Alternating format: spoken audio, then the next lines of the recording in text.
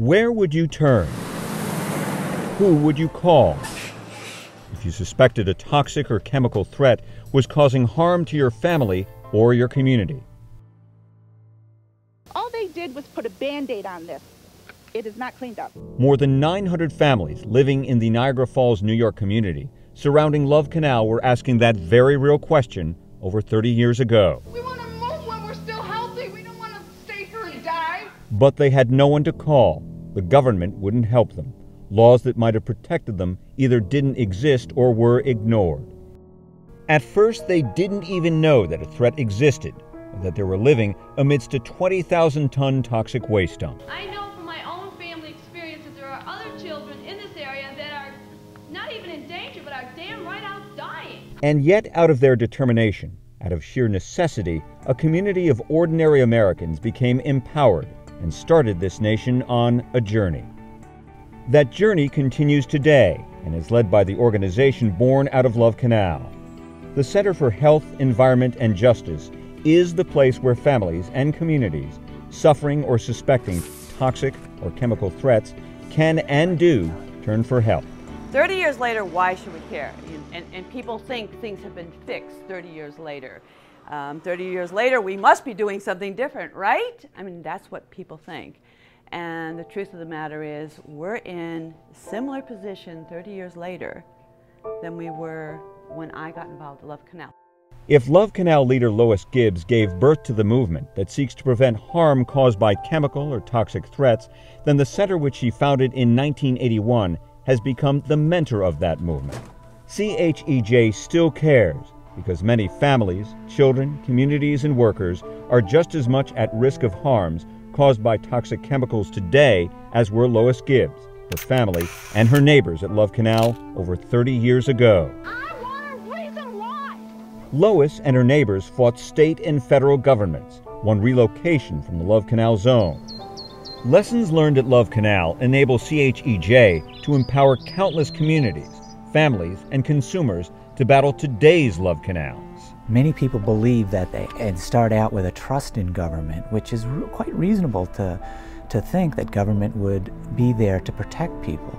But in fact, government is mostly there to license polluters to operate. What people can do is organize and create a community group that has its primary purpose to address the pollution in their community.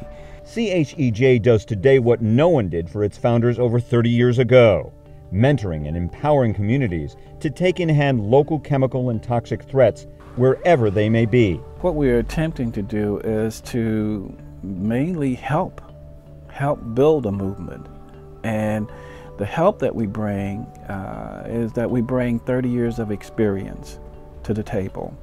And from that 30 years, we've learned a lot of lessons from community groups, just like the ones that we are attempting to mentor or help. If there was no CHEJ, a lot of these communities would really be in trouble. We are a national organization, and our primary purpose... Through leadership development conferences, hundreds of groups soon join this new journey.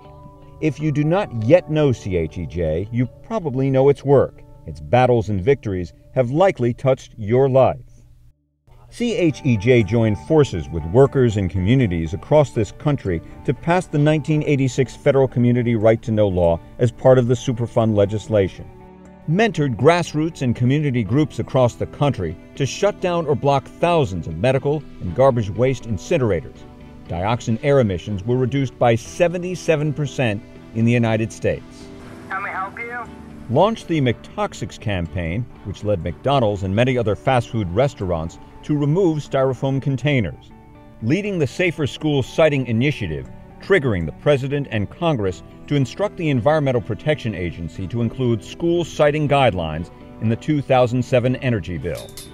Alerted the public to a potential risk contained in widely sold polyvinyl chloride toys and shower curtains, giving consumers information about safer alternatives.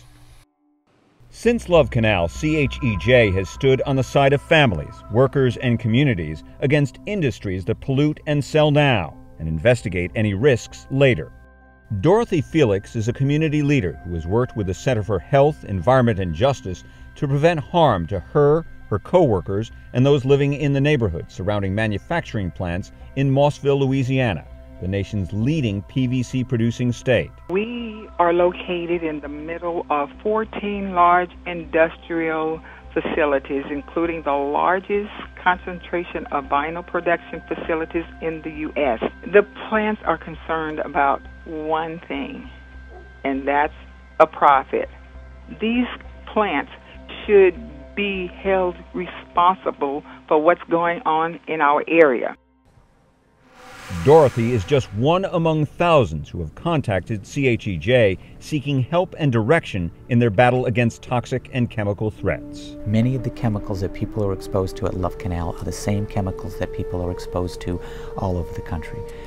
Not always the same chemicals in the same number, not always the same concentrations, not always in the same mixture, but many of the same chemicals. And how government responds to these chemicals and to these exposures is remarkably predictable.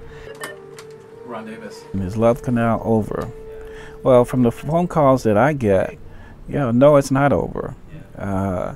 People who are talking about buying property, and only after buying the property to come to find out that it was actually a landfill. The truth is, children face the same threats today as did those attending Love Canal's 99th Street School over 30 years ago. Today, only 7 states have laws which ban a school from being sited on a toxic or hazardous waste site. The center has been a pioneer on this issue to protect school children, teachers, and workers, testifying before the United States Senate, developing model school siting guidelines, and together with coalition partner Rhode Island Legal Services, surveying states about school siting safety policies. Nothing has been done over the past 8 years. Brian Woolley of New Bedford, Massachusetts, still cares about Love Canal because he lived through the same fear and frustration every school day as his 3 children attended New Bedford High School, located adjacent from a waste site where PCBs have been found in the soil. I went up to the local DEP office, Department of Environmental Protection, to find all information about this field. It was like pulling teeth. I had 3 children that did go to New Bedford High.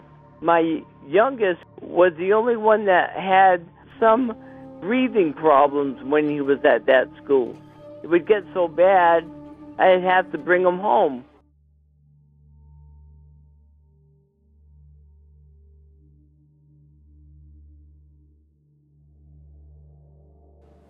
CHEJ has celebrated many victories since Love Canal, but thousands of people across the country live through their own Love Canals every day. The Center for Health, Environment, and Justice exists to stand alongside them, mentoring, empowering, leading wherever called upon. Getting a call from a Superfund site in San Francisco, Hunters Point, which has already been identified as a Superfund site by the military. The Navy had made a commitment to the community to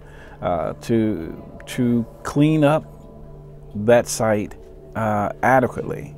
And what we're getting calls from from organizers in San Francisco now who are working around that issue is the Navy is now backtracking to say, well, we're not going to be able to clean it up to the standard that we initially told the community that we would clean it up. Love Canal may have started in one place, but that journey continued to Falls Church, Virginia, where the Center for Health, Environment, and Justice was born. Today, this journey continues because the threats of Love Canal are to be found all across this country. We climbed the gate, and we knelt down and had a couple of prayers. Perhaps Alonzo Spencer tells the story best. Alonzo first approached CHEJ seeking help in his community's battle against a hazardous waste incinerator in East Liverpool, Ohio. Today, Alonzo serves as chairman of the board for the center. That building right off from the stack is the rotary kill. That's where the kill is. They can't tell us to this day what exactly is coming out of that stack. And that smokestack is approximately 1,100 feet from this playground. If you organize and you seek out others of like-mindedness, that you can continue a struggle. And I think Love Canal is a perfect example of that. If we couldn't find the answer anywhere else, we could always get that answer from Center for Health, Environment, and Justice. They have backed us at every level. We would have been gone years ago without the assistance of this organization. We would probably just crumbled up and faded away. I urge every struggling community or group to take a stand to fight off these enemies, because together we stand and divided we fall. You know, to me, this chemical threat is still real. It could be in your backyard next. So I'm asking you to join the journey and support CHEJ.